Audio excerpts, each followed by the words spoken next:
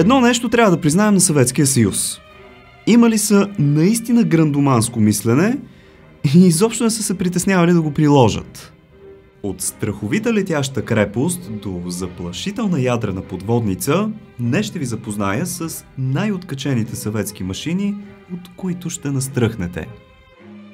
Днес ви питам, кой според вас има повече военна мощ? САЩ или Русия? А пък, защо не и Китай? Дръснете ми набързо един коментар. Номер 10. К-7. Летящата крепост. Това летящо чудовище изглежда толкова страховито и огромно, че сигурно гледайки снимките се питате дали изобщо може да лети.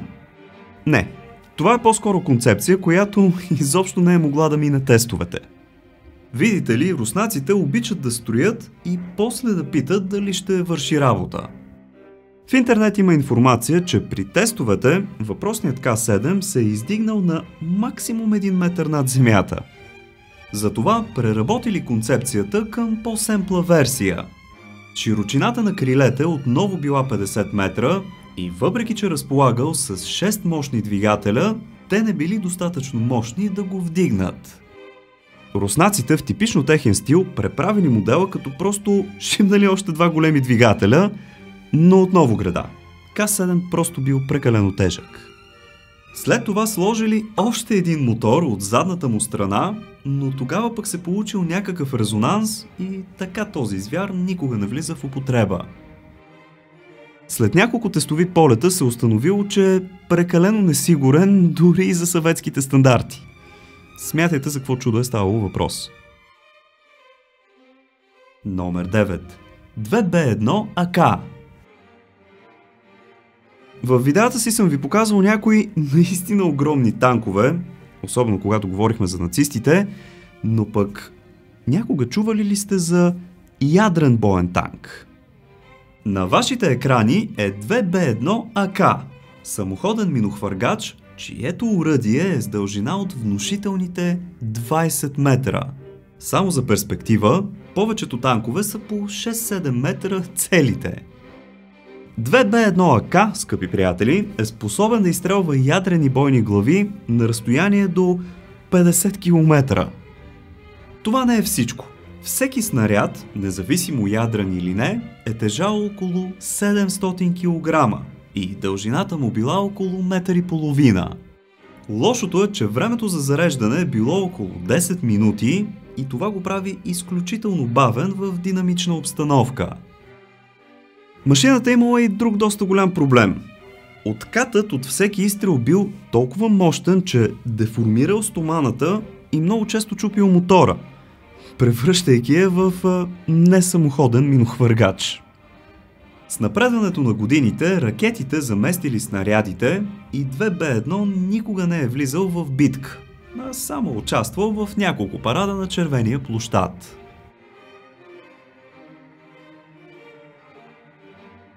Номер 8. Екраноплан. Вече съм ви споменавал за екраноплана и затова го срещаме по-нагоре в класацията. Не, че не е достатъчно плашещ. Този звяр е по-скоро летящ кораб, отколкото самолет и изглежда наистина стряскащо. С дължина от 73 метра и размах на крилете от 44 метра, той може да носи всичко. Войници, оръжия, ядрени бойни глави, всичко до 110 тона. Това е капацитета на един по-малък товарен кораб, който обаче се движи с скоростта на самолет. Специалният му дизайн позволява да се носи до максимум 4 метра над водата със скорост от около 550 км в час. Огромните оръдия, които виждате разположени в горната част, са носили ракети, способни да потопят 6 самолетоносача и тъй като лети много ниско, тогава било адски трудно да се засече.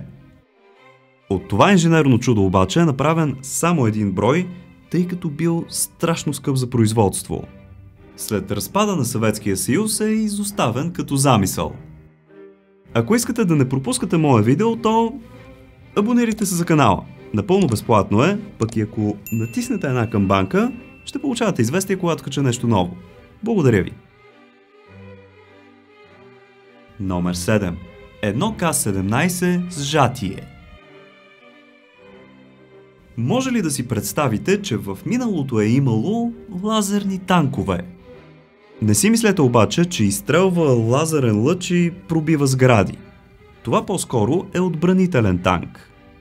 Оръдието, ако мога да го нарека така, е съставено от 13 мощни лампи, поставени зад изкуствен рубин, който да фокусира светлината. Всеки един от тези рубини тежал по 30 кг, а вътрешната облицовка на цилиндрите била от чисто сребро. Сещате се колко струвала направата на един такъв танк. Светлината, която едно К-17 генерирал, била толкова мощна, че повреждала оптичните сензори на вражеските ракети и така те се взривявали не където трябва. Има информация, че ако човек гледа право в него, то той ще ослепее за секунди. Само 2 такива танка са направени, но никога не са били използвани на бойното поле. В момента красят военните музеи. Номер 6. Ховъртанк. Всички сме виждали модерните ховеркрафти, които се използват за различни цели и терени, но знаехте ли, че може би руснаците са развили тази технология? През 1937 година Владимир Левков прави дизайн на бойна машина, използваща въздушна възглавница. Запознайте се с Л-5. Торпедо-ховър-танк с пълна бронировка, оръдия, картечници и всичко необходимо за война. След успешните тестове, Левков направил и втора машина, която още повече наподобявала танк. Предимствата на въздушната възглавница и моторите с мощност от 1500 коня биха му дали максимална скорост от 120 км в час по всякакви терени, защото се носи на около 30 см над земята. Биха му дали, ама това никога не става, защото теглото му е просто огромно. Пробвали да намалят бронята, но пък това го направило уязвим. Така прототипът е изоставен, като е маркиран за неуспешен и не влиза в масово производство. Така, товариши, стигахме до средата и ако всичко тук ви е било интересно, давайте по един лайк в подкрепа. Пък ако желаете да цъкнете едно дигитално рамо, може да използвате бутона Thanks, който се намира някъде под видеото. Хайде сега обаче да продължаваме с още по-страховити бойни машини.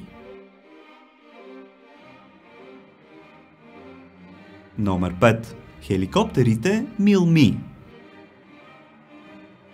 Когато говорим за хеликоптери по времето на СССР, несъмнено те са били най-напреднали в света. Например, Мил-Ми-10 – специална олекотена машина, която може да носи товар от 15 тона или, сложено в перспектива, цял един автобус. Височината на хеликоптера е 10 метра, колкото една 3-етажна къща, и благодарение на конструкцията си може да застане над товар, да го закачи и да тръгне без много да се мота. Руснаците стават все напредничави в мисленето си и това се демонстрира в следващата концепция. Това е Мил-Ми-32, триъгълен вертолет с 3 ротора, което е наистина смело. Целта му по-скоро е била военна, но не и бойна. Той е трябвало да носи по-тежки товари, отколкото Мил-Ми-10, и то 4 пъти по-тежки, достигайки до 60 тона. Триъгълникът е трябвало да бъде с 40-метрови страни, тип фюзелажи, в които да се транспортира гориво и боеприпаси. Проектът се оказал твърде скъп и нерентабилен и съответно е зарязан. Ако вие обаче не искате да зарязвате покупките си заради цената, може да използвате някои от моите промокодове за OzonBG или Ardis. Виждате ги изписани ето тук горе. Въвеждайки ги всеки път, помагате много на канала. Благодаря ви! Номер 4. Проект Звено. Сега ще ви запозная с още един странен военен термин. Паразитен самолет. Значи казвам ви, в това видео руснаците наистина ми идват повече.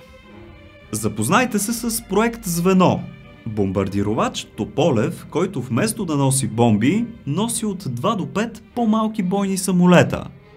Те се закачат отгоре и отдолу, като целта е да се закарат до битката, а след това по възможност да се върнат и така да се спести доста гориво.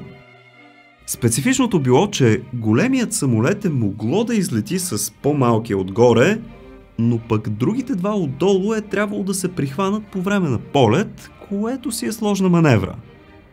Те дори могли да се презареждат с гориво по време на полет и да се отделят повторно, за да се бият. Разработката е от 30-те години след Първата световна война, когато се разбрало, че този, който владее въздуха, владее и земята. Проектът обаче бил отново зарязан, защото самолетът майка бил супер уязвим не само докато ги носел, ами и след това в самостоятелен полет. Номер 3. К-84 Екатеринбург. Всички сме виждали онези огромни ядрени подводници, било то по филмите или на някоя документалка. Съветският съюз произвежда доста от тях, цели 244 броя, и една от тях е така наречената Екатеринбург. Малко хора знаят, но тя е могла да стане причината за доста сериозен ядрен инцидент. През 2011 година 170-метровата подводница, задвижвана от 2 реактора и носеща 4 от общо 16 ядрени торпеда, влиза за планов ремонт. По време на работа избухва пожар, който се разпространява както отвън, но така и вътре. Огънят опасно напредвал към ядрените отделения, но за щастие бил овладян на време и катастрофата избегната. След като се наложило да оголят предницата й, светът видял част от технологията. Това странно изглеждащо нещо отпред е мощният сонар, с който плавателният съд се ориентира. Снимката, за съжаление, е с лошо качество, но сами може да видите мащаба на съоръжението. Ако ви се чете нещо интересно и мистериозно, може да си вземете някои от книгите ми за България, света, Вселената или 50 невероятни загадки. Линкчета към тях оставям долу в описанието. Благодаря ви! Номер 2. Проект Екип. Сега, тук думата екип не означава група от хора, работещи нещо, ами е акроним от екология и прогрес.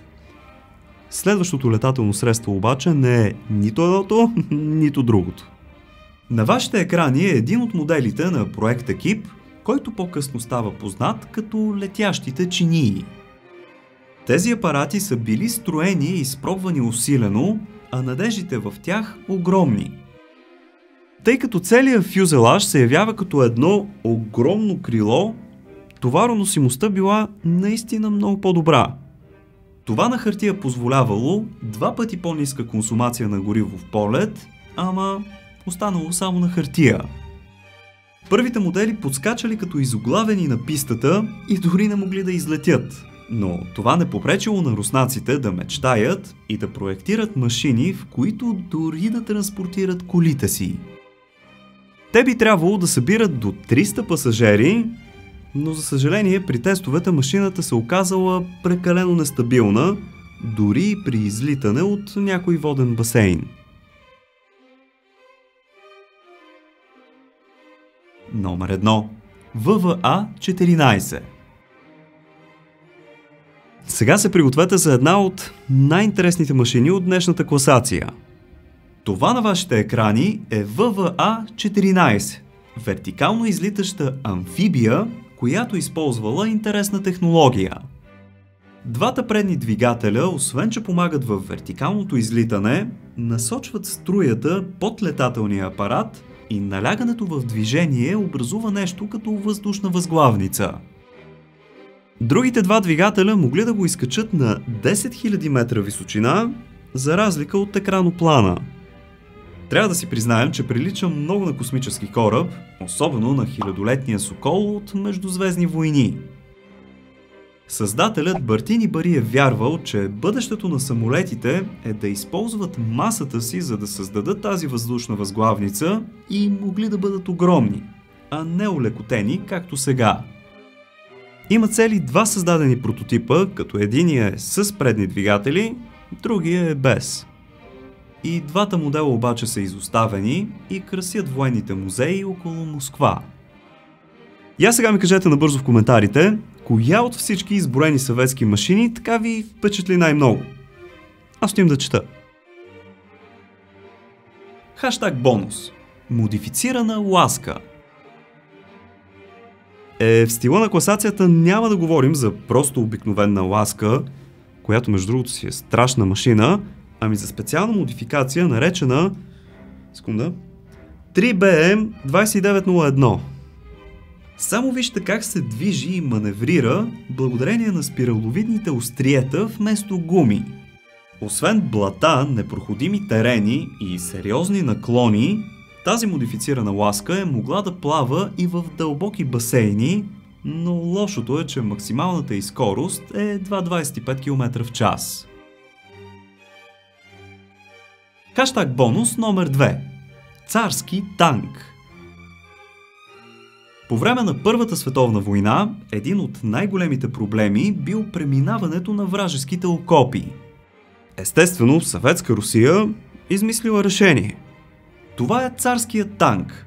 Висок колкото една триетажна сграда, с големите си гуми би трябвало с лекота да преминава окопите. Диаметърът само на предните колела бил 9 метра, а дължината на целия танк достигала до 18 метра.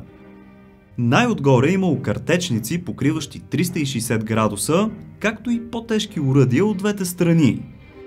Проблемът на този танк обаче е в задното колело, което било супер малко и постоянно затъвало в кълта. Така танка бил неизползваем. Ако сте стигнали от тук, то със сигурност видеото ви е харесало. Затова оставете по един палец нагоре в подкрепа, пък ако искате да ударите едно дигитално рамо, използвайте специалният бутон Thanks, който се намира някъде и тук долу. Абонирайте се за канала напълно безплатно от кръгчето с моята снимка ето тук горе и не забравяйте да подпрете така по-съветски една камбанка, за да получавате известие, когато кача нещо ново. Ако имате още свободно време, което искате да изпълните съзнание или пък други интересни факти, бързо цъкайте на някой от ето тези двете видеа тук. Благодаря ви, товариши, че за пореден път бяхте с мен. Чао и до нови срещи!